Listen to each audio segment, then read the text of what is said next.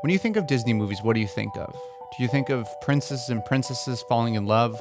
Do you hear those songs and lyrics from your childhood come flooding back? Or maybe a story of a large adventure our hero has taken? You might think back to those formative days. For me, it was rewatching those VHSs until they broke. Maybe you're a little bit older and spend time rewatching them on Netflix or DVDs. Nonetheless, I feel like Disney movies are important to any child's life. Well, those whose parents have good enough taste to show them the movies. It really doesn't matter your age, gender, or location. If you were like me, you got swept up in those fairy tales and stories, and you became connected with them. When I grew up, in what I would consider the golden age of Disney movies, my siblings and I watched Lion King, Aladdin, Little Mermaid, and Mulan till my parents were blue in the face. We didn't just watch them, we bounced off the walls, acting them out and singing along. These movies weren't just entertainment, they were more. Now, when people ask me what's my favorite Disney movie of all time, they expect to hear one of the classics. And when I say Goofy movie, they usually get a puzzled face. Now, a Goofy movie is one of those few Disney movies that seem to fly somewhere under the radar of universal praise. Most people don't put them in the same category as classics such as Beauty and the Beast, Lion King, or even Frozen. Some haven't even seen the movie, and others seem to have drawn a line in the sand that says it's not a Disney movie at all, because it's not a fairy tale and an adventure infused with a musical flair. Come on, Maxie! But I don't think these movies can be necessarily pinned down with a specific adventure story or fairy tale. I think they're much broader than that. I mean, Lion King is pretty much Shakespeare's Hamlet. I think it's unfair to disregard them if they're not strictly a fairy tale. And if you're going to talk about Disney being almost a musical genre, Goofy movie fits in that as well. Yes, a Goofy movie isn't a classic fairy tale story, but in my opinion, those storylines are played out and overused to the point of cliche now, and I actually think a Goofy movie is a better movie for avoiding those tropes. I've always considered a Goofy movie as more of a coming-of-age film. It's based on real-life problems and real life in general, and honestly, I connect more with it because of this. If you break down plot points from most of the classic Disney movies, they are about falling in love with the first person you see and being unable to survive without that love in that person. I mean, this is fine, and if this is your vice, I have no problem with it. But for me, it never proved to transcend the story on the screen. If anything, gave me unrealistic standards for love. Sure, you might be saying that there are Disney movies that break this mold. There's great ones like Lion King, Moana was amazing, and Mulan's my second favorite Disney movie of all time. And there's a reason why they're so high up on there. And you might also be saying, don't all of these kind of include an element of love? I mean, heck, a Goofy movie has a major love plot point. But for me, it's how that love is handled. It's not the main point of the story. It's the exciting incident. And for me, that love inside a Goofy movie is a very typical high school puppy love. It doesn't promise something world-changing.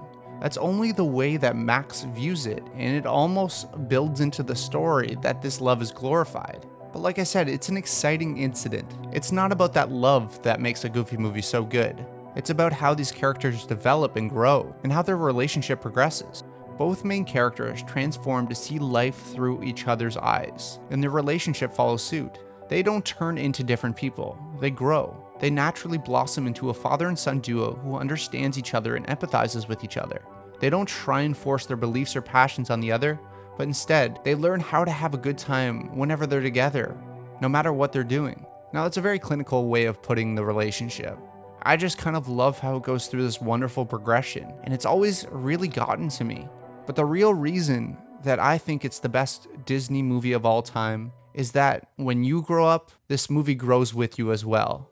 I mean, it grew with me. First, I watched it as a kid, I enjoyed the film, and sang along, as a simple surface level enjoyment. Then, when I rewatched this film as a teen, I saw my parents in a different light after viewing. It wasn't as if I was the exact same position as Max, but I had a similar outlook. That typical teenager perspective where I felt like I knew better than my parents sometimes, and found myself disregarding their opinion. This movie and Goofy and Max's relationship reminded me of my parents' unconditional love, which really isn't expressed nearly enough. The viewpoint of Goofy and his emotions throughout the movie hits me the hardest. His broken stare in this scene breaks my heart.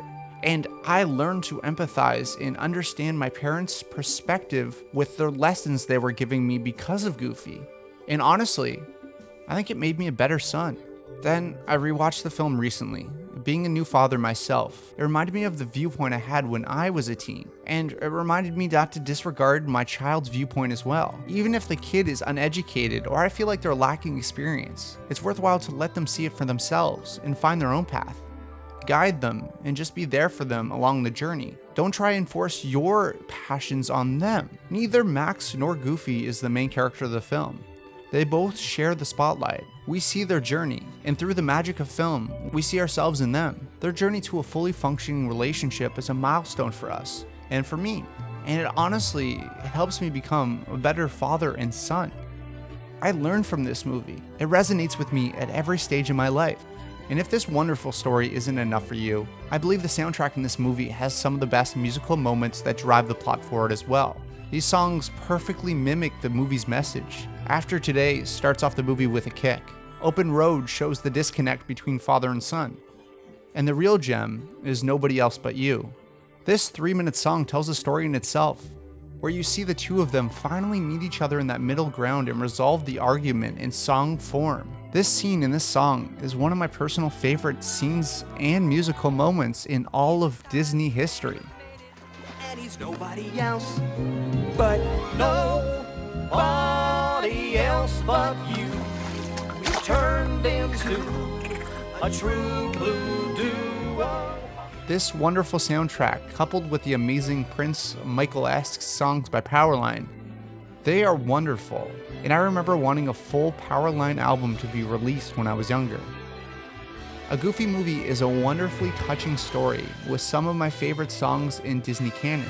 Every time I watch it, I get hit with so many emotions from that father-son story, and that's why it's my favorite Disney movie of all time.